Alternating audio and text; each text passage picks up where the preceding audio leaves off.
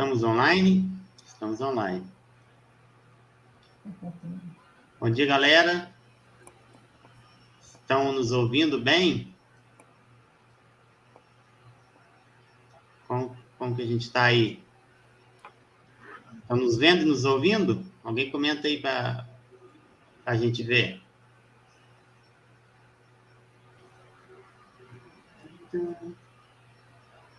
Bom, cumprimentar a galera aí.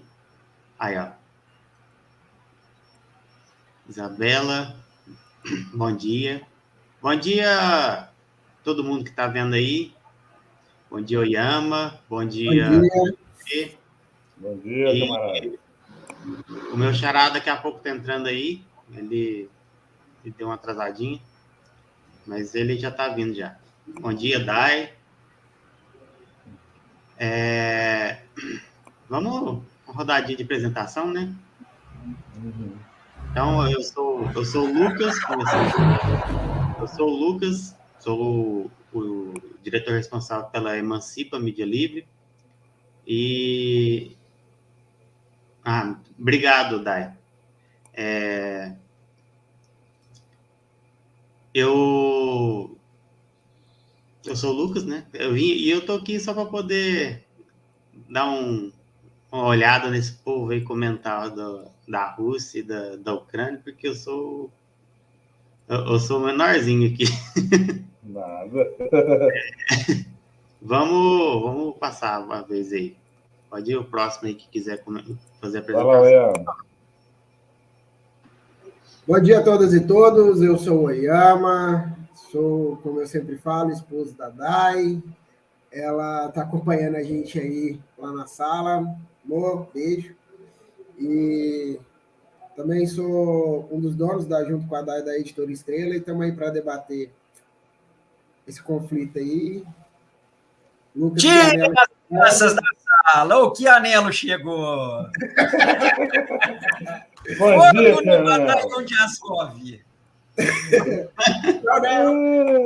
Janela interrompeu. Vamos ou não tá? Vamos lá. Bom, vamos lá, vai. Toca o caixa aí, vamos embora. Relaxa.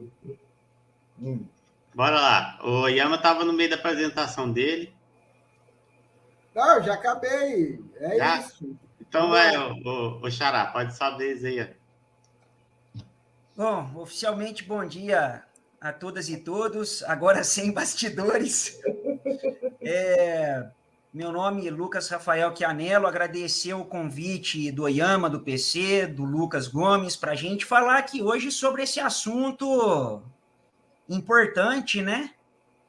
Que aconteceu nesses últimos dias, um assunto de extrema relevância em relação à geopolítica mundial, em função de tudo o que ele envolve. E aí a gente vai conversando, vai trocando uma ideia, a gente vai conversando, vai trocando uma ideia, vai levantando aí os pontos relevantes relacionados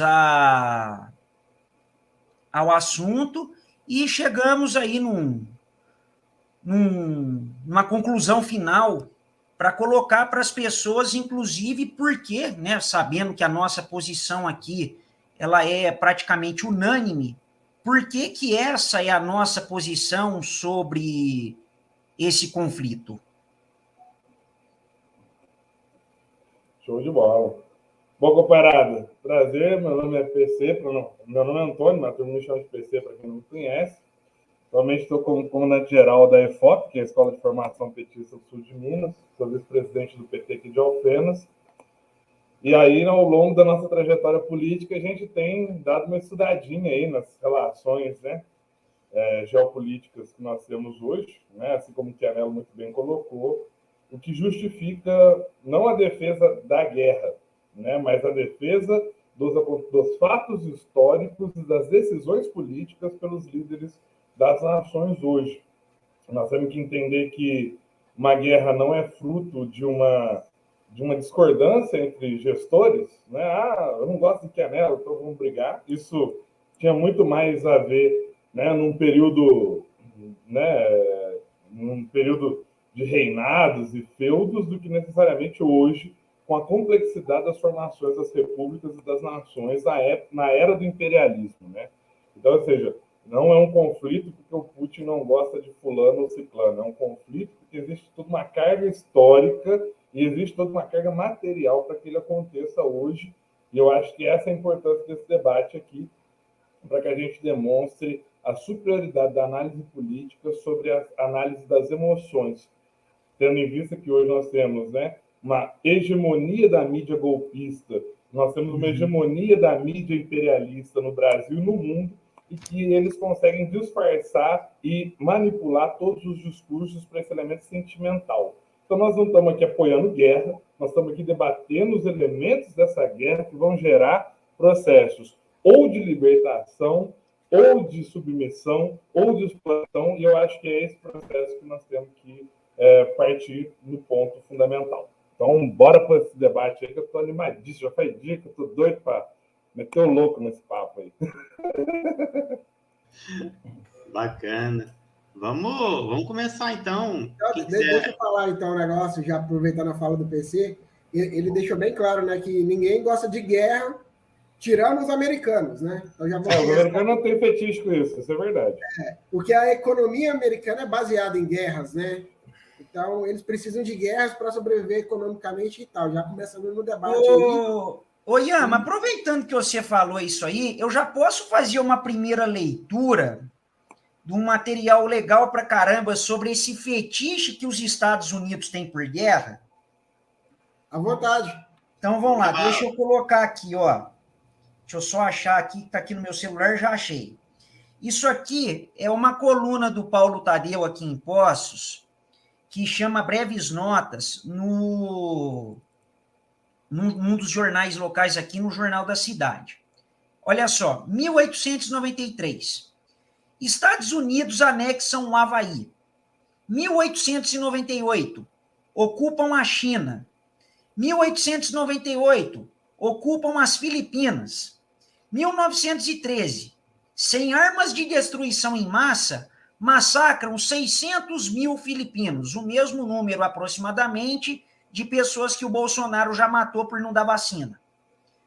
1901, Mark Twain, um dos maiores escritores americanos, alerta que os Estados Unidos caminham para uma política imperialista sem volta e que o povo americano jamais teria paz. Theodore Roosevelt, 1858 a 1919, presidente americano de 1901 a 1909, respondeu que todo pacifista é certamente um traidor do seu país. 1898, 1902. Estados Unidos tentam sitiar e anexar Cuba. Sitiam Porto Rico. Porto Rico é, até hoje, um estado associado dos Estados Unidos. 1899. Estados Unidos invadem a Nicarágua pela segunda vez. 1899 a 1902. Na Guerra Colombiana dos 1000 dias, os Estados Unidos intervêm e favorecem a separação do Panamá. Em troca, o direito de construir e controlar o canal por 85 anos. 1901 a 1913. Os Estados Unidos fazem guerras de ocupação contra Honduras 3 vezes, República Dominicana, Coreia, Cuba, Nicarágua 2 vezes, Panamá, China, México 2 vezes. 1914 a 1918, Primeira Guerra Mundial. Entram na guerra só em 17, mas perdem mais de 100 mil americanos no conflito. Invadem novamente a República Dominicana, México e Haiti. De 1918 a 1922, invadem a Rússia para combater o regime comunista e saem de lá com o rabo entre as pernas. 1918, Iugoslávia. 1919, Honduras. 1920, Guatemala. Em 1922, Turquia e China. Em 1925, voltam ao Panamá. 1927, ocupam território chinês por 7 anos. Em 1932, é a vez de El Salvador. Em 1941, declaram guerra ao Japão e logo depois Alemanha e Itália. Em 45, lançam 2 bombas atômicas, Hiroshima e Nagasaki, matando imediatamente cerca de 180 mil pessoas. Um balanço lucrativo pelo final da guerra, segundo autoridades americanas. Está acabando aqui. Após a Segunda Guerra, até os tempos atuais, guerrearam contra o Irã, Iugoslávia, Grécia, Venezuela, China, independência de Porto Rico, Coreia, Guatemala, Egito, Cuba, Líbano, Panamá, Vietnã, Laos, República Dominicana, Camboja, Granada, Honduras, Ilhas Virgens, Bolívia, Libéria, Iraque, Somália, Zaire, Albânia, Afeganistão. A guerra híbrida dos Estados Unidos derrubou o governo soberano de Dilma Rousseff no Brasil e do russófilo Viktor Yanukovych na Ucrânia. Forneceu armas para a Ucrânia e a Rússia reagiu. Está vendendo armas para Taiwan e contratando a próxima crise mundial. Agora com a China. Aguardem. Último parágrafo. Segundo o professor e jornalista Urias Rocha, de cujo trabalho obtive grande parte das informações aqui contidas, o total de mortes provocadas pelo imperialismo americano, profetizado por Mark Twain, pode chegar a 110 milhões de pessoas, direta ou indiretamente, impunes. Exatamente. Sem contar Venezuela, Paraguai e cacete a 4, né? Depois manda o link aí para a gente divulgar. Isso aqui é uma captura de tela da coluna do jornal. Eu mando para você depois. É para o PC rapidinho. Só lá, eu vi outro dia, depois eu perdi a fonte, mas é uma fonte que é confiável. Desde a Segunda Guerra Mundial, na Guerra Fria até hoje, são mais ou menos 50 inserções militares nos Estados Unidos no mundo inteiro. Então, vocês veem. Não, é uma pena também, deixa eu só colocar mais um dado aqui. É uma pena que a Carta Maior esteja fora do ar. Eu não sei o que está acontecendo com a Carta Maior, eu espero que a gente logo tenha notícia sobre isso. Mas eu estou pesquisando aqui também, pedi só mais um minutinho, porque tem um número aqui, ó, quer ver só? Ó, há 20 anos que os Estados Unidos lançam diariamente uma média de 46 bombas em pelo menos algum lugar do mundo. Detalhe, esses números não foram levantados pelo Kim Jong-un, não foram levantados pelo Díaz-Canel, que é o atual presidente de Cuba, não foram levantados pelo Maduro. Esses números foram levantados por jornalistas do New York Times. Isso, a gente está ignorando todas as mazelas deles quanto às políticas, né? Que também geram morte, que também tem muito prejuízo. Né? O bloqueio econômico genocida sobre Cuba há mais de 60 anos, as sanções econômicas contra a Venezuela e a Coreia socialista. Nessa coluna que o Paulo Tadeu também colocou, lembrar que o atual presidente dos Estados Unidos, Joe Biden, ele foi o grande líder do golpe de Estado que derrubou a Dilma. Ele que liderou toda a espionagem contra a Dilma, ele que liderou toda a espionagem contra a Petrobras. Show de bola. Cooperados, eu posso fazer uma abertura histórica aqui? Para a gente começar esse processo de debate. Bora. Estabelecer o campo de debate, pode ser? Tranquilo? Camaradas, então a questão é a seguinte, eu venho trazer aqui para nós uma análise, na minha opinião, né, na minha singela opinião, de um dos últimos maiores discursos contemporâneos de líderes políticos do mundo. Eu acho que o discurso que o Putin fez há 2 dias atrás, no início, pós o início a ação militar na Ucrânia, não é o maior discurso da contemporaneidade, porque ele perde para o discurso do centenário do Partido Comunista da China, do Xi Jinping. Aquele discurso foi maravilhoso. Mas o discurso que o Putin faz, por mais que eu discorde da grande maioria dos elementos do discurso dele, é um dos discursos estadistas mais geniais que eu já vi na minha vida. Assistam. No YouTube tem um canal que chama Sputnik Brasil. Nesse canal, é um discurso de 56 minutos do Putin, e o Sputnik traduziu ele inteiro, né? Fez a dublagem do discurso, e é um dos discursos que mostram a envergadura da capacidade política do Putin, que é fenomenal, por mais que eu vou debater aqui com vocês o caráter do nacionalismo burguês da Rússia hoje, né? Bom, é um nacionalismo burguês, mas também é um nacionalismo anti-imperialista, o que nos faz ter essa visão, né, pró-Rússia nesse momento. Bom, eu acho que, como eu disse na abertura, né, não é um debate sobre elementos de humanidade, é um debate sobre elementos de geopolítica, é um debate sobre elementos de enfrentamento antifascista, e é um debate sobre o que a esquerda brasileira e a esquerda mundial hoje tem grande lacuna, que é o nacionalismo no sentido revolucionário, ou nacionalismo burguês, ou nacionalismo fascista, né? Hoje o Bolsonaro nada de abraçadas largas na piscina brasileira, né? Com o nacionalismo fascista dele, e a única contraposição que nós temos aí de nacionalismo, né, é um nacionalismo muito amorfo da burguesia nacional, que não faz sentido algum. Então, o Putin vem com esse discurso nacionalista na sua fala e nas suas ações, na sua gestão, mas que não é um nacionalismo revolucionário, é um nacionalismo burguês voltado aos interesses próprios do país e não necessariamente a um processo comunista, como muita gente coloca.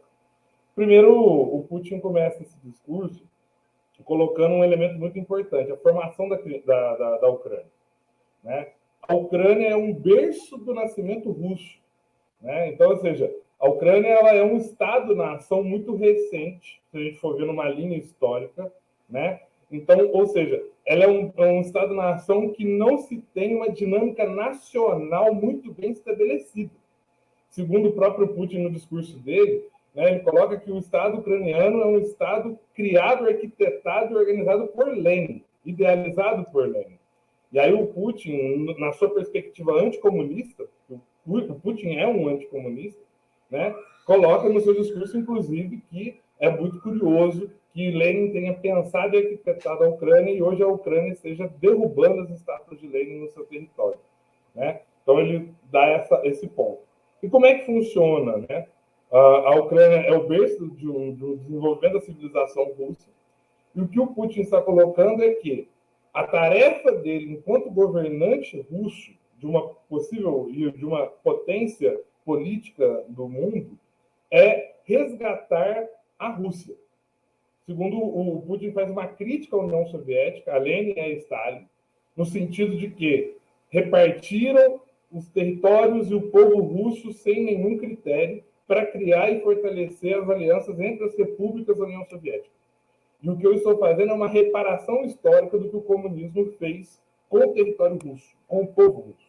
Então, ou seja, isso demarca claramente o não alinhamento do Putin com a União Soviética, o não alinhamento do Putin com Lenin, com Stalin e com o pensamento e a ciência marxista-leninista. Então, como é que funciona? Então, aquela parte, por exemplo, de Donbass, né, Lugansk, Donetsk, são territórios de russos, né, que Lenin, na fundação da União Soviética, cria o Estado ucraniano e cede esses territórios a essa Ucrânia que Lenin arquiteta, né? Quando depois o Stalin vai nesse processo, né, vai construir a Ucrânia também, né, e vai colocar pedaços, né, da Hungria, da Polônia, da Romênia, anexar eles a Ucrânia, e depois vai pegar uma parte dos territórios germânicos e anexar a Hungria, a Romênia e a Polônia em troca, em processos de compensação, e depois o Khrushchev vai desanexar a Crimeia, né, do território russo e entregar ele para a Ucrânia também. Então, ou seja, o território ucraniano é um território que não tem uma identidade única nacional. É um território onde que você tem partes russas, partes húngaras, partes polonesas, partes romenas, e que nesse processo todo, dificilmente você vai conseguir, em tão pouco tempo, nós estamos falando aí de 50 anos, 60 anos, 70 anos no máximo, produzir uma identidade nacional. Analisa o Brasil. Qual é a crise que nós temos hoje no Brasil, né? Cada estado, cada região é muito diferente da outra, né? E você não consegue definir uma identidade nacional brasileira ainda muito bem estabelecida, né? Então, é por isso que nós temos essas crises regionais, né? Que o Brasil tem, que o Bolsonaro se aproveita muito bem disso hoje. Então, assim, se o Brasil, em 500 e lá vai cacetada anos, não conseguiu estabelecer uma identidade nacional, imagina a Ucrânia, que passa por agregação à União Soviética, agregação de territórios não nacionais, depois da dissolução da União Soviética, o estabelecimento de 1001 políticas que não trazem um desenvolvimento nacional e que hoje se encontra como um país extremamente vulnerável ao fascismo, ao nazismo, à OTAN, aos Estados Unidos e à própria Rússia também. Então, ou seja, o que o Putin tem feito? Qual é o objetivo do governo russo nesse momento, né? Eu acho muito delicado a gente personificar isso no Putin, né? Mas o que o governo russo tem feito? Nós precisamos garantir que a Rússia volte à integralidade que ela tinha e que, nesse processo, nós estamos fazendo apenas coincidindo um interesse nacional de reunificação e que parte do princípio da Crimeia, da região de Donbass, né? E de alguns outros territórios. Mas o que de fato gera essa crise de guerra? Gera essa crise de guerra porque a Ucrânia vem hoje sendo conduzida por um governo nazista através do golpe de 2014. Isso é muito importante colocar. E esse governo nazista, desde 2014, vem perseguindo, assassinando e fazendo terrorismo com os territórios de maioria de população russa na Ucrânia. Então, o que o Putin está colocando é que, tá, beleza, vocês deram um golpe, pode ficar aí, mas respeitem o povo russo que permanece na Ucrânia. E isso não foi respeitado durante todos os anos, desde 2014 para cá. Então, o Putin coloca que, nesse sentido, já que o governo nazista ucraniano não respeita a autodeterminação do povo russo que mora na Ucrânia, que a Rússia tem um papel histórico e nacional de restabelecer esses territórios para a segurança do povo russo do território ucraniano. E aí existe um outro conflito diplomático, que é a questão do seguinte: a Ucrânia vem, desde 2014 também, produzindo elementos políticos e diplomáticos de crises oportunistas. Quando a União Soviética se desfaz em 91, você vai ter aí um ativo de dívidas, né? Por exemplo, a dívida externa brasileira. Vamos supor que o Brasil se fracione em 5 Brasis diferentes. Cada região do Brasil se fracione. Quem vai pagar? Quem fica responsável da dívida externa do Brasil? Né? Vai ser São Paulo? Vai ser o Nordeste? Vai ser o Norte? Então, quando a União Soviética se desfaz, todo mundo acha que, se desfez. Tchau, Canelo, tchau, Lucas, tchau, Oyama, cada um com a sua vida. Não, existe uma dívida desse país. Né? E qual que era o acordo e o tratado feito entre as repúblicas soviéticas? De acordo com a capacidade de desenvolvimento econômico de cada república foi responsável por uma parte da dívida externa da União Soviética. E o que aconteceu? A Rússia acabou ficando com toda a dívida externa, porque nenhum país se comprometeu a esse processo, né? Que a dívida externa da União Soviética, a Rússia conseguiu quitar ela em 2017. Olha só que doideira. De 91 a 2017. Então, a Rússia termina de quitar a dívida externa da União Soviética em 2017. E aí, você vai ter os outros países que compunham a União Soviética se fudendo para essa dívida externa. E a Ucrânia, desde 2014, vem reivindicando da Rússia as reservas também cativas da União Soviética. Ouro, diamante, etc. e tal. Então, todas as dívidas. Então, ou seja, eu não pago nada, mas quero o que é de riqueza da República. E aí, o que a Ucrânia vem fazendo? Ela vem usando desse elemento da dívida externa e das reservas relativas ao período da União Soviética, ela vem utilizando isso de maneira oportunista entre a Rússia e o Ocidente. Então ela fica, se você não me der uma parte das reservas de ouro, eu vou me juntar com a OTAN. se vocês não forçarem a Rússia a me aliviar desse problema da dívida externa, eu vou me aliar com a Rússia. Então, a Ucrânia vem fazendo esse joguete oportunista diplomático e que isso vem cada vez mais agudizando as relações internas do governo ucraniano com o governo russo. Então, assim, existe também uma parte, uma responsabilidade grandiosa do governo ucraniano, inclusive antes do governo nazista, de produzir esse tipo de negociação oportunista com os frutos positivos e negativos da dissolução da União Soviética. Então, ou seja, é fundamental que a gente perceba que a Rússia também não pode ficar cativa, né, de esse tipo de política, porque, querendo ou não, né, não é à toa que, por exemplo, na primeira década dos anos 2000, a economia russa ela era muito frágil, né? Ela era uma economia que era basicamente metade da economia brasileira, para vocês terem uma ideia. Né? Então, ou seja, e por quê? Por causa exatamente desses elementos da dissolução da União Soviética. E o povo russo, né, vem exigindo esses processos de unificação porque existe uma relação familiar entre os russos habitantes da Ucrânia e os russos habitantes da Rússia. Então, o Putin vem num processo de tomada. E para eu finalizar aqui, gente, né, eu acho que é fundamental a gente compreender também que a experiência da Ucrânia enquanto um Estado, ela vem sendo totalmente destruída, porque não existe uma soberania ucraniana. O golpe de 2014, assim como o golpe de 2016 no Brasil, foi um golpe onde que toda a população russa vem sendo totalmente caçada a partir dos interesses nazistas. Então, ou seja, existe um processo de desrussificação que o governo neonazista ucraniano, né, vem chamando de descomunização, né, que fere totalmente os interesses da população ucraniana. Né? Então, é fundamental a gente compreender que não se trata de uma questão de humanidade. A guerra é ruim. Eu concordo, guerra é ruim, guerra não é bom, nunca é guerra. Só quem é maluco fala que guerra é bom. Né? Ou quem não sabe o que é guerra, né? Que tem fetiche por guerra. Né? Guerra é ruim. Agora, não se trata desse ponto. O que nós estamos fazendo aqui é o quê? É fundamental que a gente perceba que quem está lutando nesta guerra, em específico, que na minha opinião vai ser uma guerra temporária, não é uma guerra de grandes proporções mundiais, como estão agitando aí, porque os Estados Unidos já abandonou a Ucrânia, a Europa está só dando um aceno, né? Tá todo mundo tipo, aplica sanção, manda uma cartinha, manda um tweet, fala mal deles, mas não estão intervindo nesse processo, né? Então, e não vão intervir. Né? A Rússia vai com um processo de vitória grandioso sobre esse conflito, né? E vai garantir a desestabilização do governo neonazista. Isso é muito importante.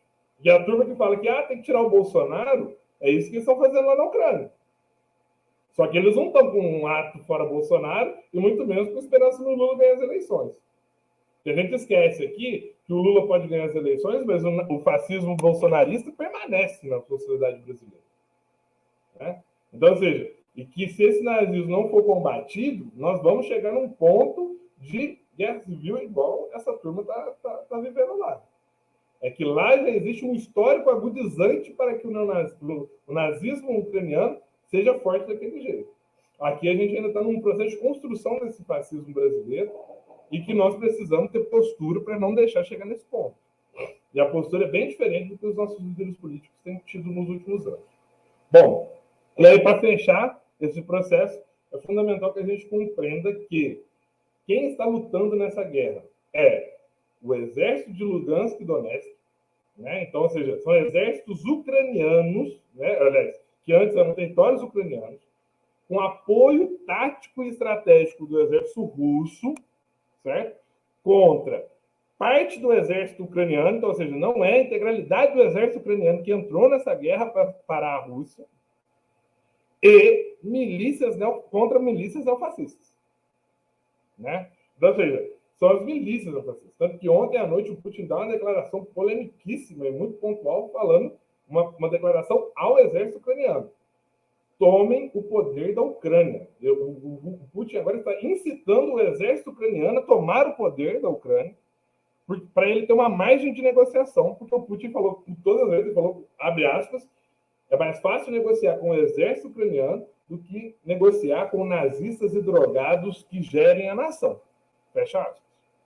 Então, ou seja, ele está incitando esse processo. E grandes partes do território ucraniano que estavam em conflito, o exército ucraniano já se rendeu, né? E que parte do exército ucraniano já vem produzindo esse elemento de tomada de poder. Então, ou seja, eu acredito que essa guerra é uma guerra curta e muito bem preparada pela Rússia, muito bem preparada pelos exércitos separatistas de Lugansk e Donetsk. Desculpa se eu me estendi demais aí. Deixa eu aproveitar esse gancho aqui. Kiev, né, tá sendo atacada. Na verdade, esses exércitos chegaram tão rápido em Kiev por causa disso, de muita gente, entre aspas, abrir espaço, né, PC? Não vou lutar uma guerra que não é minha, né? Aí a mídia ocidental faz aquele... Tá parecendo até os posts do sensacionalista, né? Assim, é difícil até acreditar que é verdade. E a questão de horas agora, né? De acordo com as últimas informações, de Kiev ceder. E o presidente ucraniano está falando para a população ir para a guerra. Está distribuindo coquetel Molotov, armas. Então, para você ver, ele sabe que não tem o exército. Ele a receita do coquetel Molotov, né? Não, sim, pode falar. Ele sabe, se ele está fazendo isso, ele sabe que nem o exército da Ucrânia está com ele. Então, outro Lucas, depois eu falo uns negócios aí. Eu quero... Só deixa eu fazer um apontamento aqui antes, ô Xará. Eu vi uma matéria do Pepe Escobar, que ele é um jornalista investigativo que mora lá na Rússia. E segundo o que ele investigou lá, os ataques da Rússia, os bombardeios, cessaram 1 hora após o começo da guerra. 1 hora após o começo da guerra, a Rússia já tinha desmobilizado todas as bases militares da Ucrânia. Então, foi o ataque mais preciso e rápido de toda a história de guerras que já existiu. Então, tipo, a gente sabe que não tem como evitar fatalidades de civis, mas, nesse sentido, essa tomada da Rússia foi o que menos causou impacto em civis. Apesar da gente ver que tem sempre uns soldados, uns mané que quer atacar civil, a gente viu algum vídeo aí, solto aí, pelo que eu vi, teve um tanque que passou em cima de um carro. Cara, é um ignorante dentro do exército, mas a gente percebe que as atitudes tomadas em guerra foram responsáveis na medida do possível. Eu tô passando um pano aqui, mas sabe, a gente vê que teve um zelo para poder não envolver os civis, né, nesse caso. E segundo o Pepe também, 2 horas depois já não existia mais nenhuma resistência do exército ucraniano, depois dessa investida do exército russo, né, dos bombardeios e tal. Pode passar aí a vez quem for falar. Lasquildo, depois aproveita e já fala, né, do batalhão de Azov, que você já vem falando, né? Vamos colocar algumas questões aqui. Foi muito legal essa fala do Lucas, porque era justamente isso que eu queria colocar. Mais uma vez, o tanto que a mídia desinforma, e até puxando a orelha de setores da camaradagem, mídia estrangeira que a gente pensa que às vezes é legítima no trato com a coisa, mas na verdade não é. Primeiro, houve uma invasão da Ucrânia? Não houve. Por que não houve invasão da Ucrânia?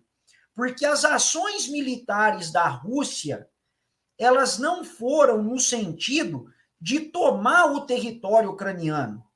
O Putin, ele não está anexando a Ucrânia. O Putin, ele não está instalando um governo fantoche na Ucrânia. Então, esse é um primeiro ponto. O segundo ponto, ô Lucas, essa imagem que você falou do tanque de guerra que passa sobre um veículo, eu vi essa imagem também, mas eu penso que nós precisamos pesquisar quem são os atores que estão ali, porque a informação, e exatamente que é o que a Lilian está colocando aqui, ó, já foi esclarecido. O tanque não era russo, os russos ainda não tinham chegado em Kiev. O tanque era do exército ucraniano e perdeu o controle. Oyama diz que quem estava dirigindo o tanque era o Nikita Mazepin. Né? Então, o que acontece? É isso, né? A Lilian colocou aí muito bem. O tanque era ucraniano. Sobre o batalhão de Azov, que o Oyama me falou, o que acontece? Quando nós temos uma revolução ou uma mudança de regime num país, muitas vezes o que ocorre? As falanges paramilitares desse exercício de insurreição, desse exercício de subversão da ordem, as falanges paramilitares disso, elas passam a constituir o exército regular do país. Elas passam a constituir as forças armadas e policiais desse país. Por exemplo, tivemos a Revolução Russa em 17, o Exército Vermelho é fundado em 18, né? Por exemplo, tivemos a Revolução Cubana em 59, né? O movimento 26 de julho deixou de ser um movimento beligerante, insurreicionista, para se tornar um movimento, vamos dizer assim, reconhecido pelo Estado cubano a partir do momento em que a Revolução assume o poder. Quando nós temos o levante neonazista da Praça Maidan, em 2014, o batalhão de Azov, de linhagem neonazista, ele passa a integrar a polícia política do Ministério do Interior da Ucrânia. Como aqui no Brasil nós temos, via de regra, uma nomenclatura ministerial diferente do que acontece no mundo, o que na Europa, até em alguns países aqui da América do Sul, eles chamam de Ministério do Interior, nós chamamos de Ministério da Justiça. Tá? Então, o que isso quer dizer? Quer dizer que a Polícia Federal da Ucrânia é o batalhão de Azov.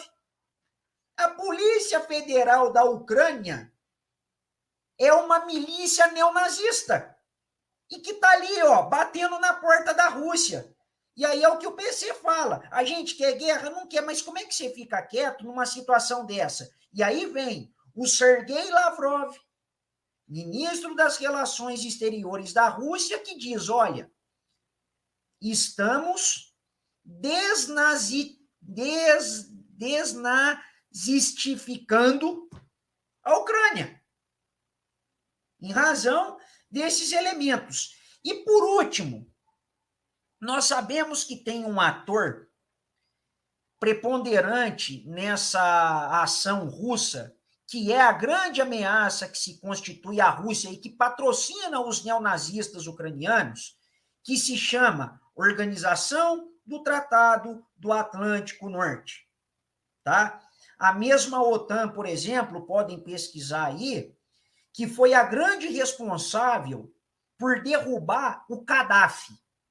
O que era a Líbia na época do Gaddafi, que um monte de gente, né, inclusive da própria esquerda, sabe, PC, que vem com esse negócio, não, a Líbia era um regime terrorista, o Gaddafi era um tirano. A Líbia era o maior IDH da África, e quando os bombardeios na Líbia começaram, o primeiro presidente que se solidarizou com a Líbia foi o Jacob Zuma, da África do Sul, porque a Líbia tinha ajudado o Congresso Nacional Africano na luta contra o apartheid. E aí tem uma frase do Nicolás Maduro, que antes de ser presidente da Venezuela, entende muito do que está acontecendo, porque ele era o ministro das Relações Exteriores do Hugo Chávez. O Maduro ele vem a público e diz o seguinte: antes a Líbia exportava petróleo, hoje a Líbia exporta terrorismo. E quem que acabou com a Líbia governada pelo Gaddafi? A OTAN. Tá? E uma coisa assim, que me deu nos nervos,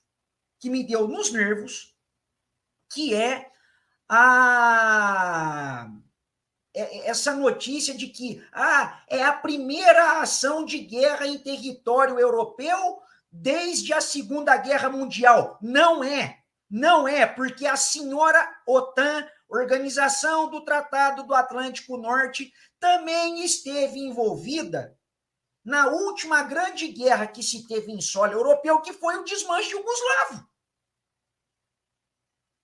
Tá? E que matou o último líder iugoslavo, o Slobodan Milošević, envenenado na cadeia. Então é contra isso que o Putin está lutando.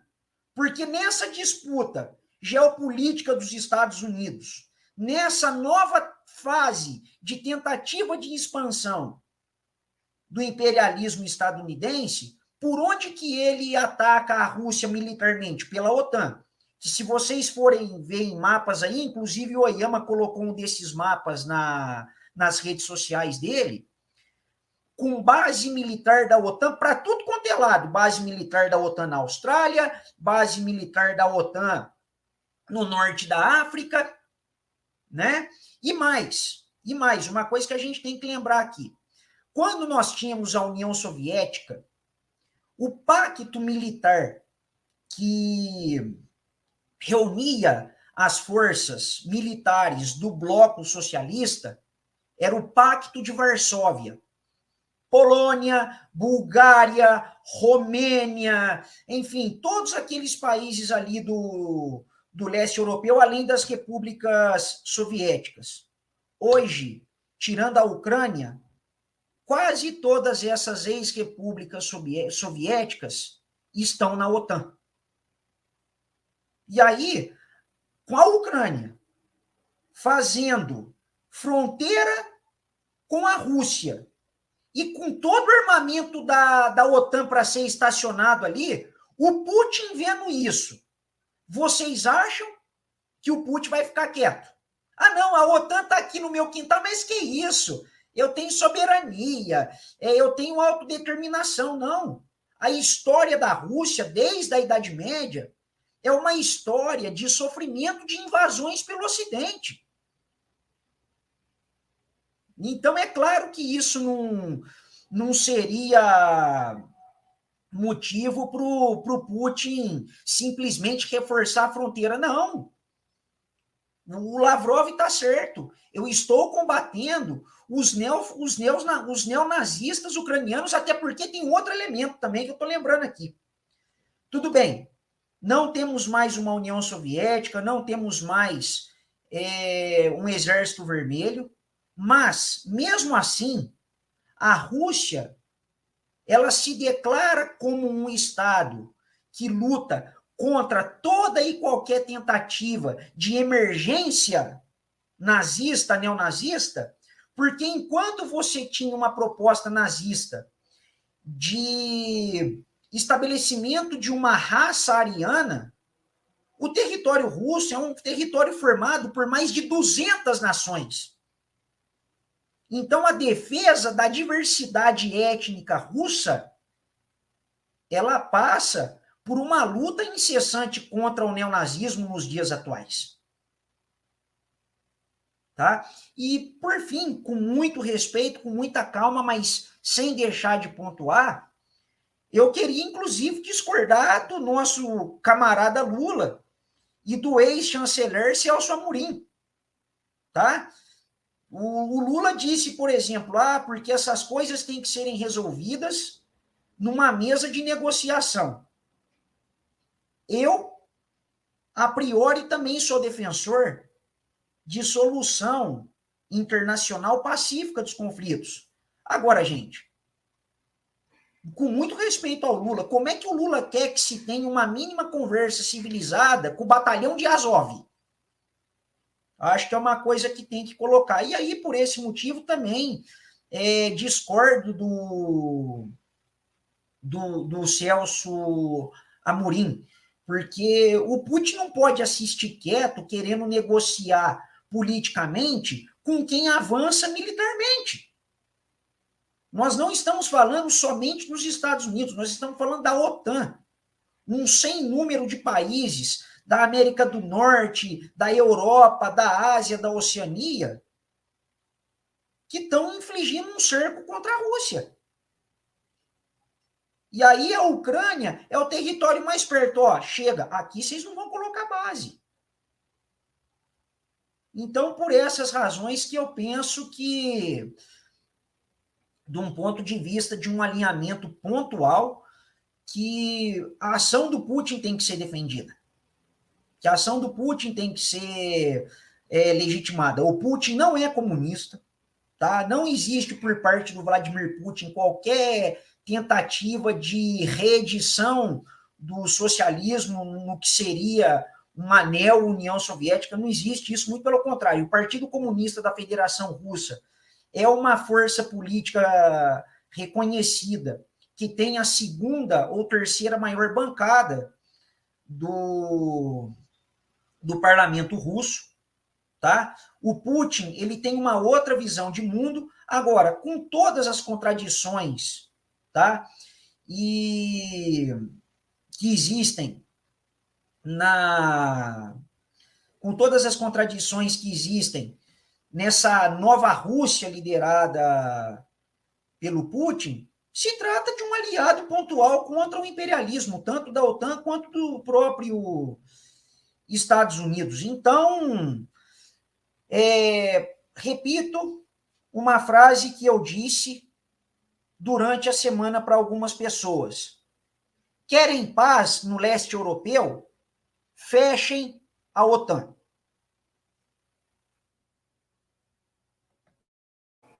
Bom, muito massa esse processo. Eu acho que a questão, assim, tem total concordância com o Chianello, inclusive com a crítica até própria do posicionamento dos dirigentes do PT. Eu acho que, na verdade, quem se posicionou de uma maneira brilhantemente foi a página do PT no Senado.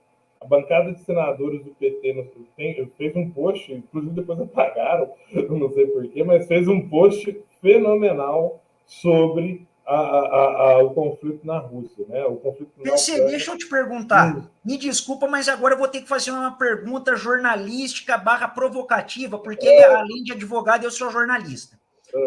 Quando nós tivemos as eleições na Nicarágua e o nosso secretário de Relações Internacionais, o Romênio Pereira, saudou a vitória dos sandinistas, a Gleisi Hoffmann mandou apagar o poste, né? Aí depois o José Nobre Guimarães, no manifesto petista, colocou alguns entraves da formação da federação com o PSB, e a Gleisi Hoffmann desautorizou a fala do José Nobre Guimarães via Twitter. Depois dessa postagem do PT no Senado, a Gleisi Hoffmann desautorizou de novo? Ela e o Romênio, né? Minha Nossa Senhora, o que eu vou dizer lá em casa? Meu Deus do céu! Mas, viu, voltando para a Ucrânia, eu acho que o nosso conflito aqui é menos importante nesse momento. Eu acho que a questão é a seguinte, né? Nós temos que entender outro processo muito doido, que o Lenin já tinha colocado, né? Aliás, um ponto importante aqui, um parêntese nesse debate. Se vocês querem compreender o que se passa na Ucrânia, quais são as crises da identidade nacional ucraniana e do Brasil, leiam Stalin, tá? Stalin, inclusive, tem um livro pela Nova Cultura, que é esse livro aqui, ó, que é Stalin, o Marxismo é a Questão Nacional. Não, o Marxismo é a Questão Nacional. que é fantástico e trabalha esse processo, que faz a crítica sobre o processo do Estado pelo Estado. O Estado não é só um território, não é só fronteira, não é só a organização de um governo, ele é muito mais profundo do que isso, e o Stalin debate isso de uma maneira fenomenal.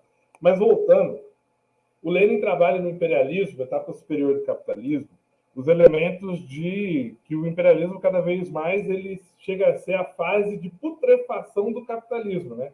Então, ou seja, o capitalismo começa a se tornar podre, né? No sentido de estabilidade na era do imperialismo. Nós estamos num momento onde os Estados Unidos está extremamente acuado. O Joe Biden entra num processo de desespero total sobre a sua garantia de hegemonia do poderio mundial. Então, essa resposta da OTAN, né, a quebra dos tratados de limite territorial, a invasão da OTAN em vários países, o estabelecimento da entrada de países vizinhos, a Rússia e a China, né, para a OTAN, isso tudo, os próprios golpes, né, que os Estados Unidos vêm provocando no mundo inteiro, inclusive no Brasil, o bolsonarismo, são resultados do desespero yankee sobre o mundo, né, sobre a política de desespero. Então, é muito importante a gente salientar que esse conflito não é um conflito pura e simplesmente garantido pelas intenções nacionalistas do governo de Vladimir Putin e muito menos só pela proximidade da OTAN. São elementos importantes que fazem com que esse fato histórico se materialize. Mas, ao mesmo tempo, tem um elemento muito maior em torno desse processo. Se vocês analisarem, né, eu falei no começo que esse discurso do Putin foi, na minha opinião, o segundo melhor discurso de um governante na contemporaneidade, mas se vocês analisarem o melhor discurso de um governante na contemporaneidade de hoje, que foi o discurso de Xi Jinping no aniversário do centenário do Partido Comunista Chinês, vocês vão perceber claramente que a iniciativa Cinturão e Rota, que o avanço da economia, do socialismo de mercado chinês e dos debates sobre as proximidades, né, dessa nova globalização que a China vem provocando, agudizam cada vez mais o desespero dos Estados Unidos. Então, por exemplo, hoje a China tem, a gente já fez até uma live aqui na Emancipa, né, Lucas, sobre a China e as estratégias do socialismo de mercado chinês. Assistam, deve estar aí na linha do tempo da Emancipa, né? E eu acredito que, assim, a China vem se colocando. O ano passado, a China já venceu os Estados Unidos em volume de mercado. Então, ou seja, já ganhou a guerra comercial dos Estados Unidos. A China venceu os Estados Unidos em produção científica e tecnológica. Venceu os Estados Unidos no processo de relação cambial com os países. Então, ou seja, se juntar Rússia e China, eles já têm, né, um poderio militar maior que os Estados Unidos. Então, assim, os Estados Unidos vêm numa situação de isolamento total, porque as repúblicas capitalistas da Europa estão aos frangalhos. A Inglaterra é um corpo seco jogado na estrada. Espanha, França, Portugal, a Grécia já foi para o buraco. Então, ou seja, todas as antigas, tirando a Alemanha, que tem um pouco mais de estabilidade, mas já começa a viver um ciclo de uma crise decadente, né? Todas as repúblicas europeias que se colocam enquanto potência já estão caminhando para os seus frangalhos, né? E os Estados Unidos cada vez mais se vê isolado nesse processo da hegemonia mundial, como potência única e comandante desse processo. Basta você ver, por exemplo, o orçamento da OTAN. A OTAN mesmo que o Lucas colocou, né, que o Janela colocou, se a gente for ver, mais de 80% do orçamento da OTAN é proveniente dos Estados Unidos. Então, tipo, é aquele negócio, né? O time é igual o Cruzeiro, né, Uelo? Né? A gente fala que é um conjunto de sentimentos, mas na verdade é quem paga que manda, né? Então ou seja, né? Tem o interesse do imperialismo norte-americano. Então, ou seja, a ascensão da China nesse processo global faz com que você tenha uma polarização política no mundo. Então, os Estados Unidos, ele tenta desesperadamente desestabilizar o território entre a Rússia e a China ali, porque se há uma preocupação de guerras civis, de guerras internacionais nesse território, né, da Eurásia ali, vamos assim dizer, automaticamente você vai ter aí, né, uma uma preocupação maior desses países do que com o desenvolvimento nacional. Então, só que a Rússia e a China são dois elementos, são duas repúblicas totalmente distintas. Se vocês quiserem entender o pensamento do Putin, procurem saber sobre a Igreja Ortodoxa do Patriarcado de Moscou, né? Que é a linha ideológica que o Putin segue. Ele é um nacionalista conservador burguês, né? Então, ou seja, o Patriarcado de Moscou, que é a linha ortodoxa que o Putin segue, e ele fala isso durante todo o discurso dele, né? Após a entrada na Ucrânia, ao início da operação militar na Ucrânia, vocês vão perceber que existem grandes diferenças entre China e Rússia. Só que, ao mesmo tempo, o governo chinês coloca, né? A Rússia não é um aliado nosso. Nós somos mais do que aliados. Então, ou seja, mesmo diferentes, são unidades anti-imperialistas nesse momento. Então, ou seja, né? Para o Putin conseguir estar junto com a China de igual nessa construção de uma nova globalização, de uma nova situação econômica mundial, ele precisa ter uma nação totalmente consolidada e em paz. E com a OTAN na porta de casa, ele não consegue fazer esse processo. Ele não consegue se desenvolver ao passo da Rússia. E aí, rapidinho, repete aquele exemplo que você fez no Reels lá do Instagram, que foi muito importante, bem didático para a galera entender. Não, e é exatamente esse processo que a Eva está colocando, né, do Reels que eu fiz, deu uma bombadinha legal, né, que é a questão de que você tem um agressor na porta da sua casa. Você nunca vai ficar tranquilo. Eu vou fazer bolo, eu vou cuidar da minha vida, eu vou escutar um Chico Buarque, eu vou tomar uma cerveja. Se o agressor estiver no seu portão, você não faz isso. Todo mundo aqui, né, a gente vê aí o debate da esquerda brasileira sobre as questões do empoderamento da mulher, da questão da igualdade racial, a questão do movimento LGBT e todos os movimentos necessários para a luta do povo brasileiro hoje. Qual que é a máxima que a turma está colocando? Né? A máxima é um enfrentamento direto ao machismo, é um enfrentamento direto ao racismo.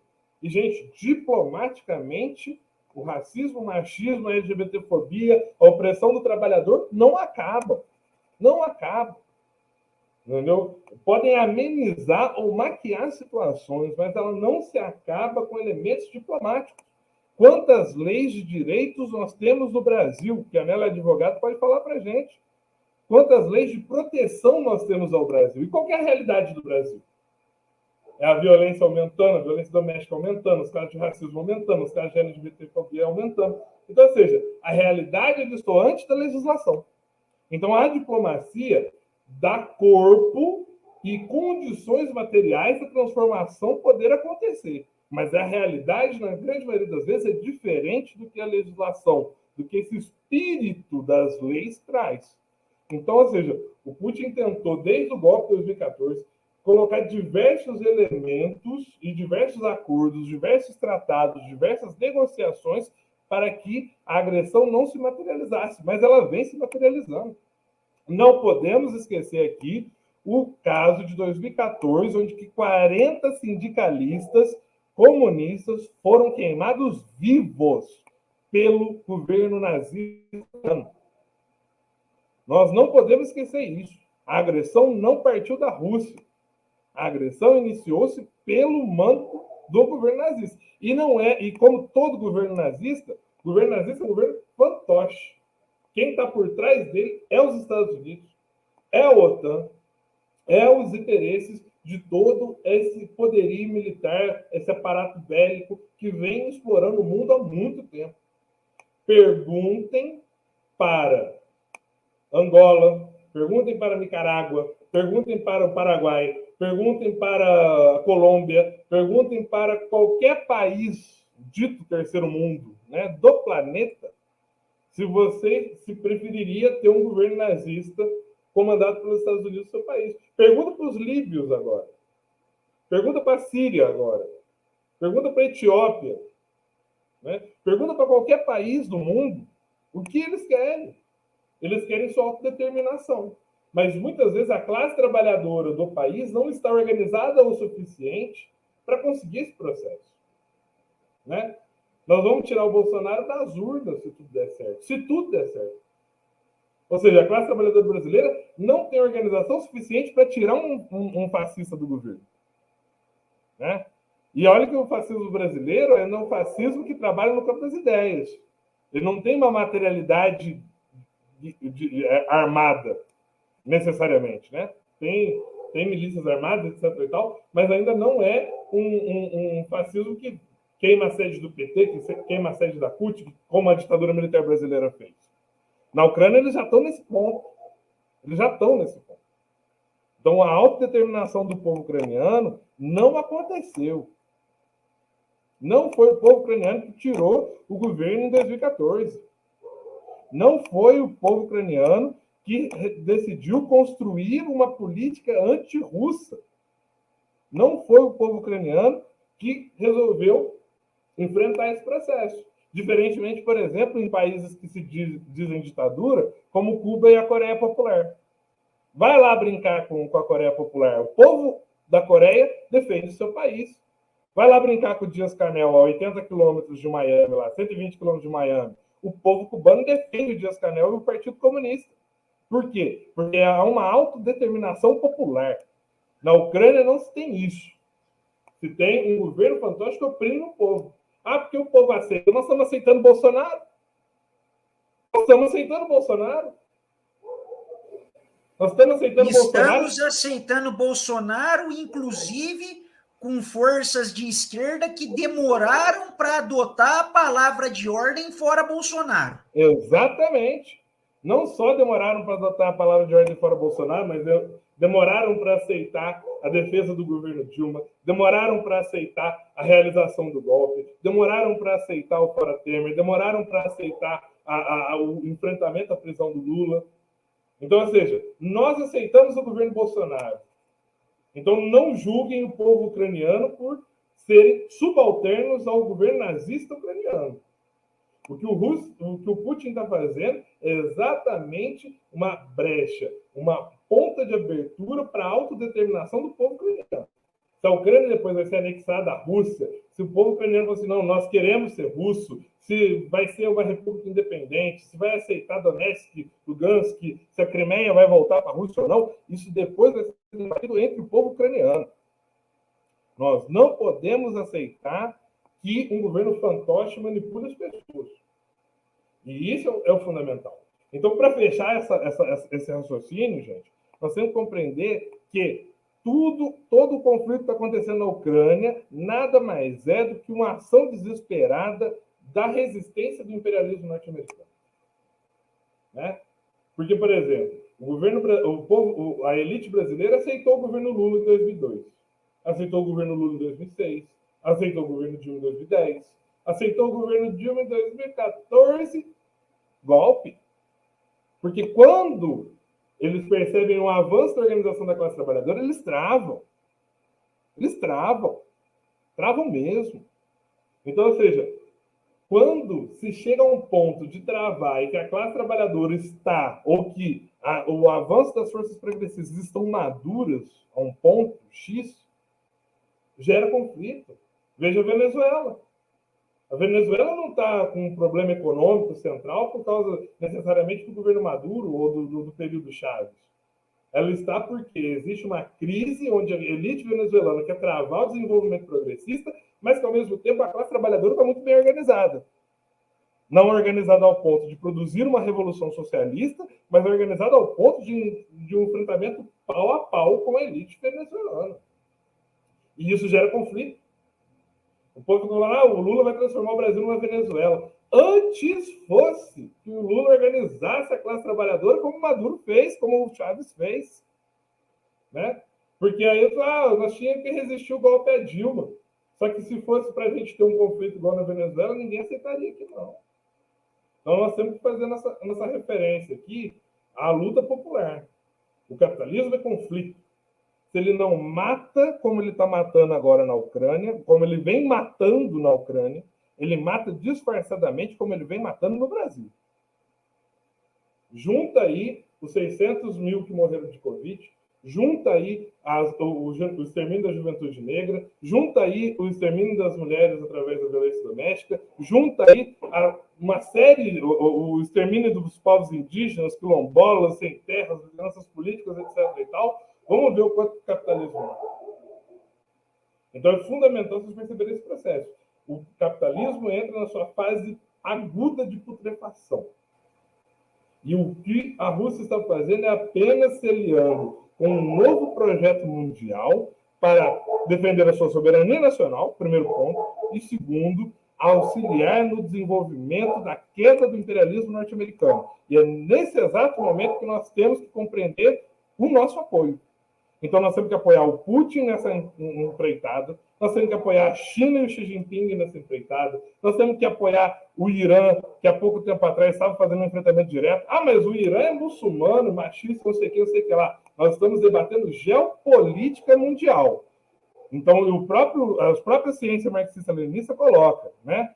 Os problemas desses países de regime teocrático é que você tem que libertar do capitalismo, depois libertar-se da religião, né?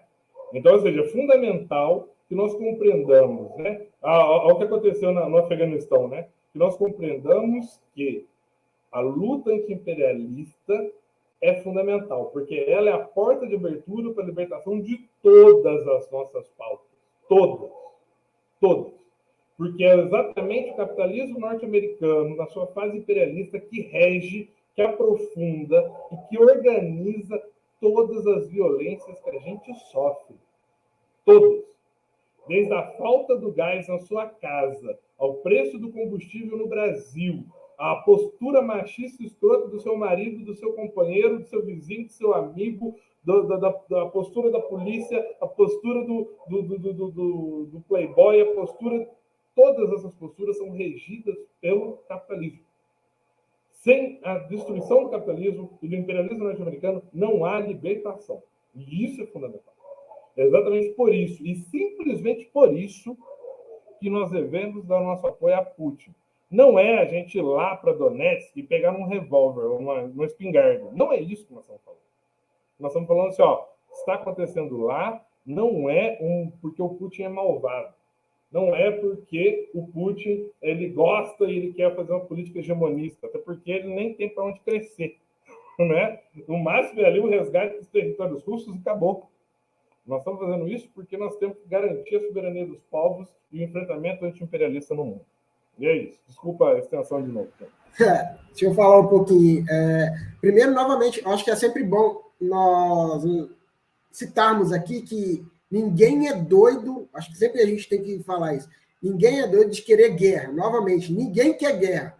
Só a gente doida que quer guerra, igual o nosso presidente, né, que tenta fazer isso e não consegue, e os americanos. Nosso não! Não, nosso não, perdão, o presidente de vocês. Mentira, o presidente eleito, né? Infelizmente. O presidente deles. Eleito. Num estado de exceção, né? Vai lá, estado de exceção. Mas umas coisas importantes. Putin não é comunista, ele é cria soviética, mas não é comunista, né? Acho que eu vi algumas coisas já falarem isso, principalmente a mídia ocidental aí. Ele só é cria soviética, o cara ele era da KGB. Então, tecnicamente, ele entende de guerra, né? Então, e de espionagem, mas beleza.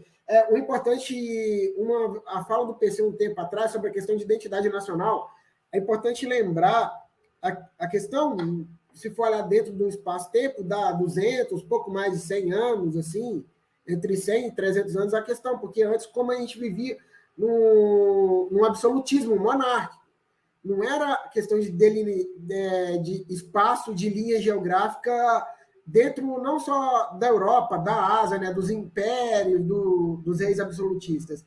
E dentro daquilo, Ucrânia era uma coisa, anexada a um lado, era anexada a outro, uma guerra se vai e volta, você avança e volta em questão territorial. Então, é bom, historicamente, só reafirmando o que o PC falou isso, né? Porque, mas a Ucrânia já existia ali, assim, tinha o Império Russo, o czarismo, tinha outras coisas, tinha um avanço assim, então isso começa a se dar após a Revolução Industrial, que cada país começa a ter a questão de país, delimitando geograficamente o seu território. E uma parte importante, né, de Donbass, que foi um berço tecnológico da União Soviética, né? Lá estava a principal questão tecnológica da União Soviética. Então, isso é bastante importante. Por que disso? Porque o interesse tanto naquela região, e a partir do momento que os separatistas declaram uma região independente, o Putin estrategicamente declara isso e coloca a questão do tratado de amizade. Se alguém fazer alguma coisa contra esse território independente, nós temos motivos suficientes também para defendê-los. Então, é importante essa questão aí, né, da questão estratégica. E, novamente, para as pessoas entenderem o que acontece na Ucrânia, a gente precisa remeter a 2014 e um termo que está sendo usado muito, que chama guerras híbridas. O que é a guerras híbridas? Tem um livro específico sobre isso, aqui, ó, quem quiser comprar, é fácil de achar, tem PDF, tem físico, em PDF estava de graça, então quem quiser. Minimamente, são dois conceitos, que é o chamado Revolução Colorida, o que primeiramente aconteceu na Ucrânia, em outras regiões do mundo e no Brasil, com o golpe da Dilma, e depois da Revolução Colorida, a questão do que eles colocam chamado de guerra de novo tipo, que é nada mais, nada menos da terceirização. Guerra não convencional. Guerra não convencional, isso, verdade. Que é nada mais, nada menos a terceirização americana dos seus exércitos. Então, não é diretamente os Estados Unidos que estão lá combatendo, igual foi no Irã, igual foi no Iraque, igual foi no Afeganistão, igual foi no Vietnã, igual os exemplos estão aí, né, gente? Eu acho que está mais claro do que tudo. Então, quem não entende isso aí, ou é muito ingênuo ou é mau caráter. Então, são isso. O que eles fazem?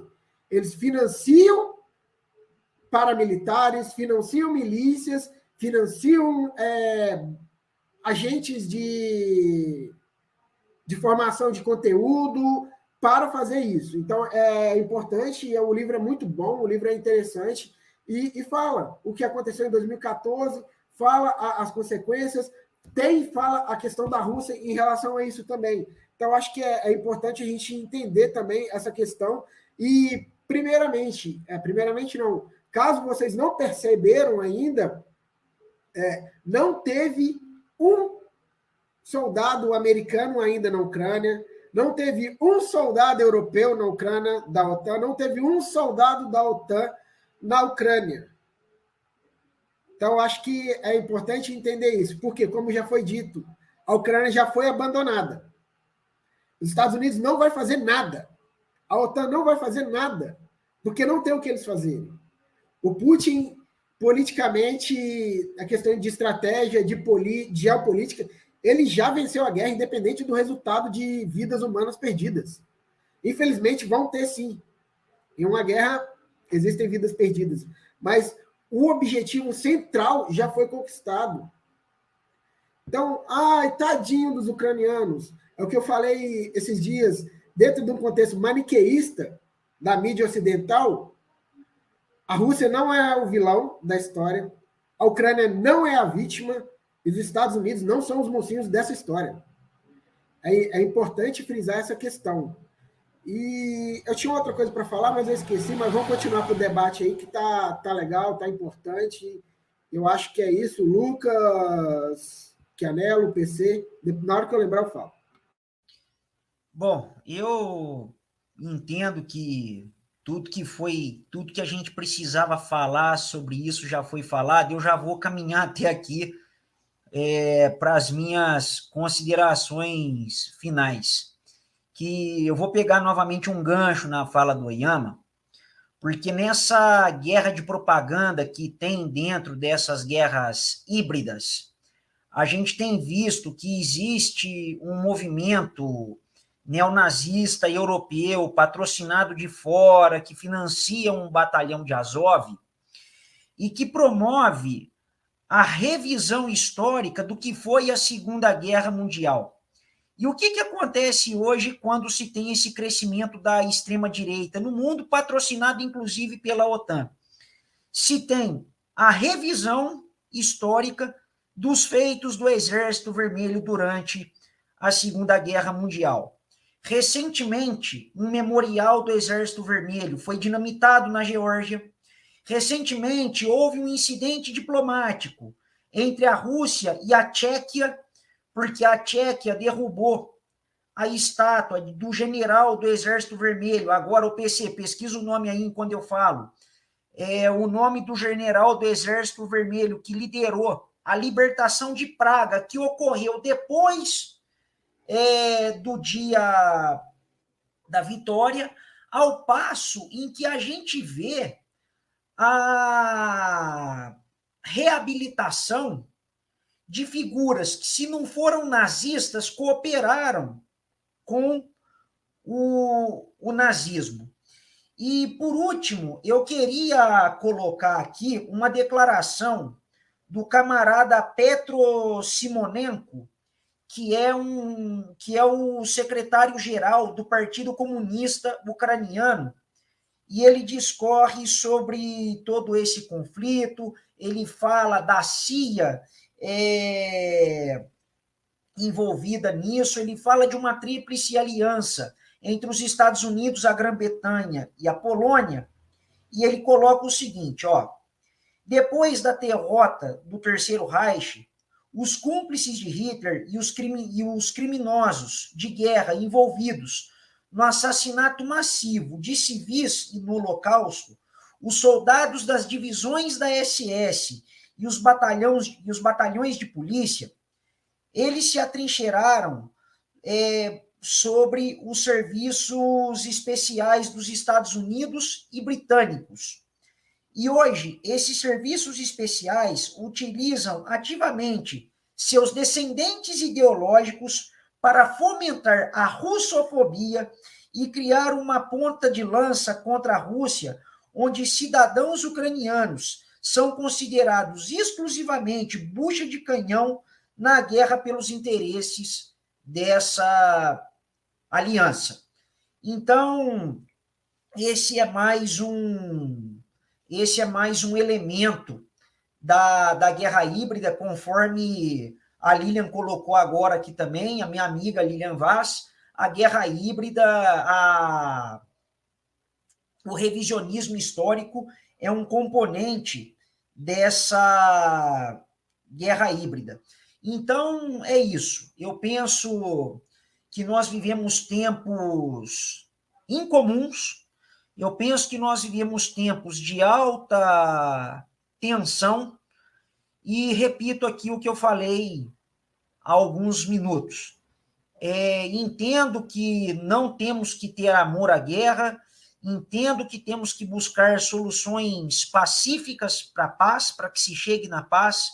Agora, não existe paz possível sentando na mesa com o batalhão de Azov, não existe paz possível enquanto a gente querer que o Putin simplesmente reforce fronteiras enquanto ele vê o avanço da OTAN. E repito também, a mesma OTAN que derrubou a Líbia do Gaddafi, a mesma OTAN que trabalhou incessantemente no desmanche do regime iugoslavo. Se queremos paz, nós precisamos do fim do imperialismo estadunidense, do fim do bloqueio contra Cuba. Se nós queremos paz, nós precisamos do fim do bloqueio econômico contra a Coreia Socialista. E se nós queremos a desnuclearização da Península Coreana, a primeira coisa que nós precisamos é que os Estados Unidos retire da Coreia do Sul a sua presença militar, que é a terceira maior no planeta, tá? E precisamos urgentemente do fim da OTAN. Tem uma história que o João Saldanha contava, que já no final da vida dele, que ele dá um tiro no pé do português de uma farmácia, porque o português não queria trocar as pilhas que ele tinha comprado para uma boneca para a neta dele, e o pessoal, ô João Saldanha, mas por que você fez isso, né? O português aqui falou, olha, revólver a gente usa contra assaltante. O problema é que o português da farmácia é assaltante autorizado. E a OTAN são os grandes assaltantes autorizados da geopolítica mundial. Muito obrigado a todas e todos que nos acompanharam. Bom dia a todas e a todos. Ô, Chianello, é bem provável que o Mazepin mesmo era o piloto do tanque lá. Né? Mas uma coisa que eu esqueci de falar, quando Stalin e a União Soviética derrubam Hitler e vencem a Segunda Guerra Mundial, Stalin e a União Soviética, e na hora do julgamento e tal lá, hoje, os herdeiros que são hoje o batalhão de Azov, os Estados Unidos não deixam julgá-los. Deixam eles livres e impunes. Então, é importante mostrar isso. Então, estão colhendo uma consequência, a Ucrânia, do que aconteceu na Segunda Guerra Mundial, quando, novamente, Stalin e a União Soviética derrubam Hitler e o nazismo. E o que o Chianello sempre fala, né? Bica na fuça de fascista e nazista até a suástica virar catavento. Não dá para dialogar com o nazista, e é o que o Putin está fazendo, ele está exterminando, e tem que ser isso mesmo. Jamais gostamos de guerra, mas é preciso exterminar essa galera aí. Só deixa eu falar um pouquinho a respeito dessa questão do medo de terceira guerra. Eu queria meio que apaziguar um pouco os ânimos aí de cada um, porque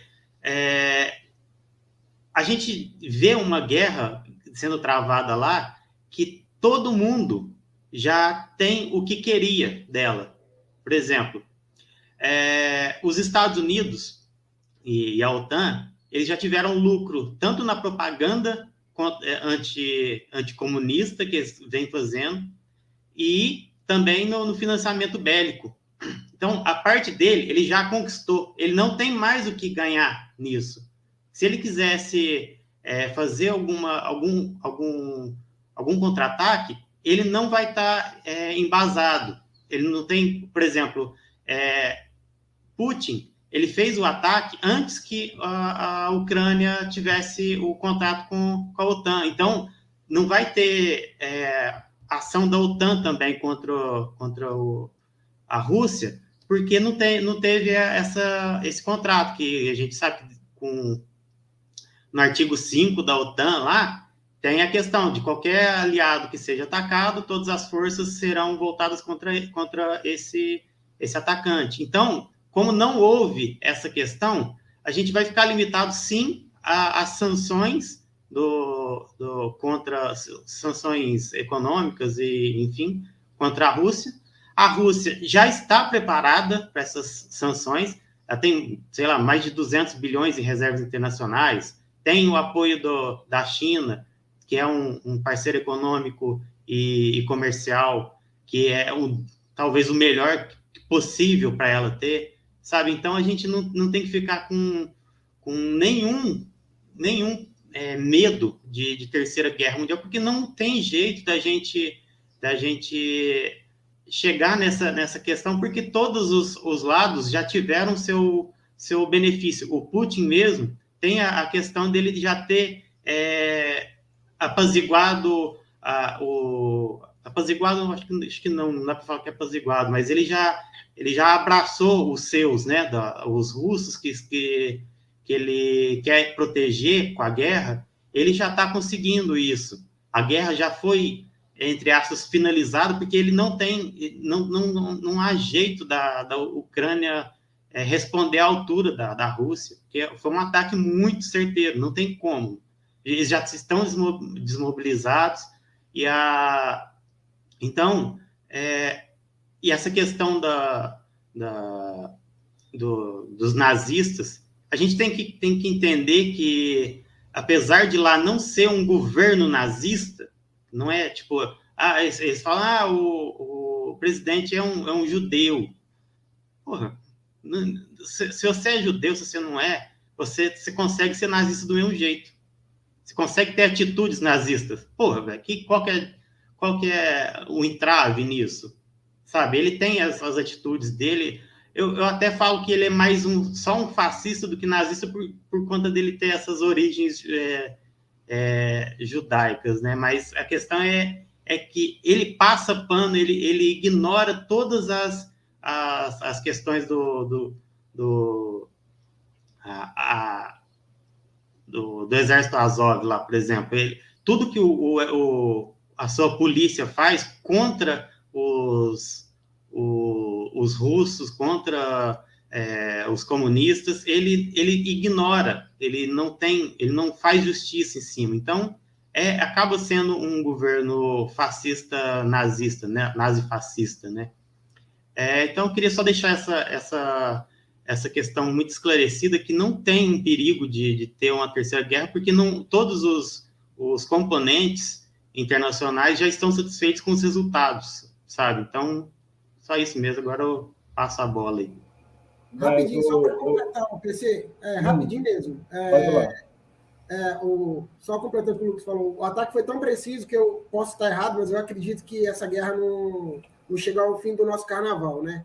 E é importante lembrar também essas sanções econômicas, que eu acredito que não vai durar muito, porque principalmente para a Europa, a Rússia é o principal exportador de gás natural, que a Europa é extremamente dependente da Rússia em relação a isso, e não tem outro lugar que a Europa possa pedir ou comprar gás. Então, é lógico que o inverno europeu está acabando, está indo para a primavera e para o verão, não tem tanta necessidade, mas daqui uns dias eles vão novamente precisar desse gás russo. Então, essas sanções aí, que não vai fazer efeito na Rússia, de forma alguma, na verdade, eu acredito, eu posso estar errado, daqui uns dias eu posso estar falando, estava errado e coloco uma nova posição, mas eu acredito que a sanção econômica não vai durar muito e quem vai sair mais prejudicado mesmo é a Europa, tanto que a Alemanha não se pronunciou diretamente. Quem gritou mais foi a Inglaterra e a França. E assim, eu acho que, para eu caminhar para uma finalização aqui do nosso debate também, primeiro acho que as falas do Lucas, do Oyama e do Canelo são fundamentais para a gente compreender essa realidade. E aí eu queria terminar com um ponto de alerta.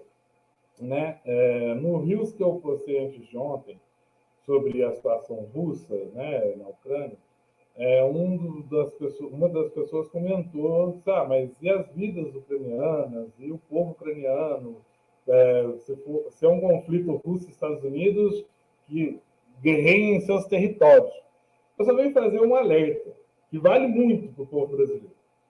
Quando um povo permite ou não luta contra um governante fantoche, ele está suscetível a ser bucha de canhão ou ser manipulado para ações estratégicas geopolíticas. Certo? O povo russo, desde 2014, tirando as regiões separatistas de Donetsk e de Lugansk, vem permitindo a existência desse governo fantoche. Não se organizaram para uma luta revolucionária interna contra o governo nazista.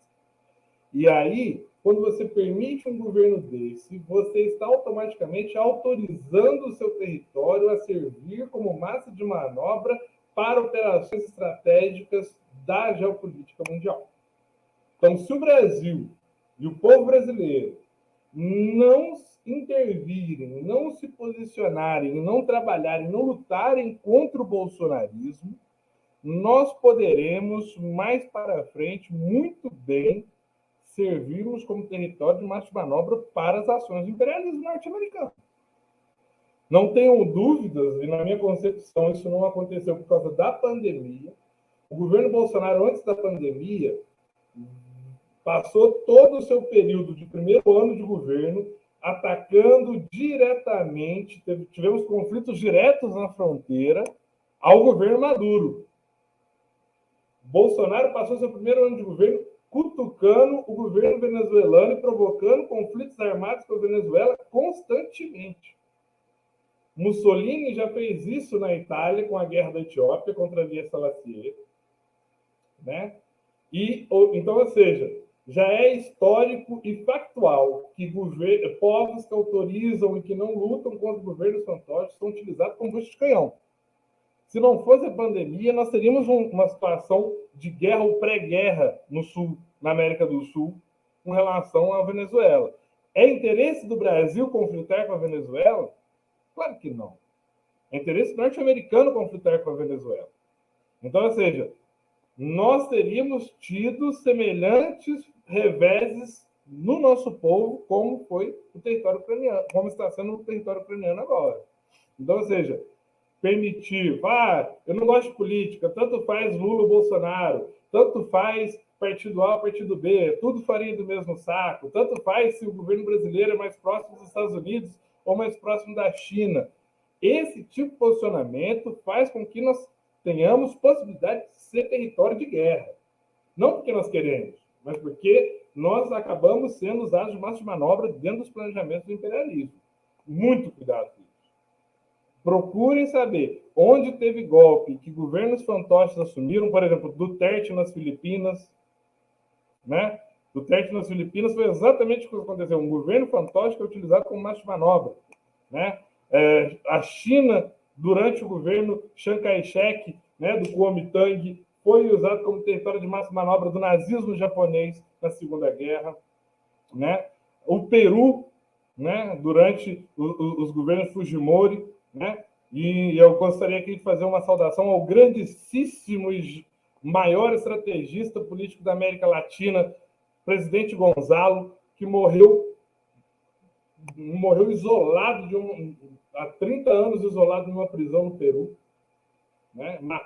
Assassinaram o presidente Gonzalo, e a esquerda brasileira nem sabe quem que ele é, né? No enfrentamento ao imperialismo norte-americano no Peru.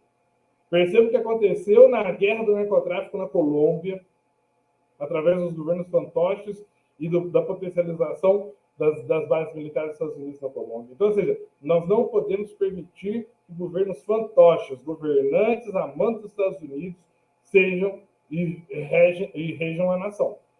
Tirar Bolsonaro, para além de todos os crimes que ele comete no território nacional, é uma garantia da soberania e uma garantia da paz no Brasil. Na questão da geopolítica. Então, gente, é só isso. E para finalizar, muito cuidado com o alarmismo, né? Então, assim, como o Lucas e o Oyama colocou, existe pouca possibilidade de uma terceira guerra mundial. Eu acho que isso hoje, o cenário mundial é um cenário muito mais complexo do que era na Primeira e na Segunda Guerra, né? Hoje você tem uma guerra digital acontecendo, você tem uma guerra comercial acontecendo, uma guerra diplomática acontecendo, vários tipos de guerra acontecendo ao mesmo tempo. Uma guerra mundial hoje, né? Nós temos uma corrida de mísseis acontecendo aí também, né? Então, ou seja, uma guerra mundial hoje não é por causa de um conflitinho. Não estou aqui minorizando esse conflito na Ucrânia, mas falando assim, não é por causa de um conflito ucraniano, né? Uma guerra mundial hoje ela tem aspectos muito mais complexos do que se teve na Segunda Guerra Mundial, né? Então, ou seja, e aí a gente tem que lembrar que o nazismo, quando ele provoca a Segunda Guerra Mundial, ele não era uma força hegemônica no mundo, ele era uma força em expansão, né? Então, assim, os Estados Unidos e a Inglaterra já tinham uma fundamentação de poderio mundial, né? Frutos da Primeira Guerra. A União Soviética já tinha a sua fundamentação de poderio mundial, fruto da Revolução de Outubro. Então, ou seja, o nazismo era uma força agressiva em ascensão. Hoje, a força agressiva em ascensão não existe mais. Existe uma força agressiva em putrefação, que é o imperialismo norte-americano. Então, ou seja, dificilmente teremos uma terceira guerra mundial porque não existe uma possibilidade dos Estados Unidos retomar a sua ascensão, tendo em vista a estrutura do Estado chinês, a estrutura do Estado russo e a estrutura das iniciativas comerciais Cinturão e Rota da China. Então, é fundamental que a gente compreenda esse processo, que, inclusive, essa iniciativa Cinturão e Rota causa uma grande dependência econômica, comercial e política das repúblicas europeias. Então, ou seja, é fundamental que a gente entenda esse processo. E aí, gente, para encerrar e desejar um bom carnaval para todo mundo, né? Fazer live no sábado de carnaval é loucura, mas o tema exige essa atitude nossa. Eu acredito que, assim, vamos acompanhar, talvez dure mais do que o Oyama profetizou aí, né, do carnaval, porque eu acho que ainda existem, né, processos e rendições acontecerem, essas coisas não acontecem do dia para a noite, né, mas que nós temos que fazer um processo educativo com a população brasileira. Esse pacifismo entreguista que nós temos hoje, principalmente nas instituições políticas mais fortes do país, e incluo o PT nisso, né? Nós precisamos fazer uma politização, um debate muito sério com os nossos camaradas. Então, no Diretório de Poços de Caldas, o Chianello está lá. No Diretório do PT de Alfenas, eu e o Oyama estamos lá. No Diretório do PT de Passos, o Lucas está lá. No Diretório dos PTs da nossa região, as redes do Partido dos Trabalhadores que nós temos o dever revolucionário de fazer o debate com a maior franqueza do mundo, sem permitir que esse pacifismo globista, né? Ou seja, artistas da Globo, né? Figuras políticas, não, a guerra, a vida, não sei o quê, blá, blá, blá, permaneça, porque esse debate é destrutivo, e esse debate é o debate que fez a gente chegar no ponto que a gente está no Brasil. Então, vamos provocar esse debate, nós temos que debater Coreia, nós temos que debater China, nós temos que debater Cuba, nós temos que debater o governo Maduro com a maior franqueza do mundo, porque isso é a maior arma de politização que nós temos das nossas instâncias partidárias e da desconstrução desse pacifismo fascista liberal que reina nas fileiras da esquerda brasileira. Então, companheirada, boa luta para nós, bom carnaval e muito obrigado por tudo aí. Tamo junto. Valeu, galera. E segue aí a Emancipa, viu? Deixa uma inscrição aí, segue as nossas redes. Muito obrigado a todo mundo aí que está na... Com certeza, Editora Estrela, EFOP. Segue aí o camarada Lucas Chianello também. Muito obrigado a todo mundo aí que participou no chat e os convidados. Até a próxima. E a próxima live. É isso aí, vamos lá. Falou, companheirada. Valeu.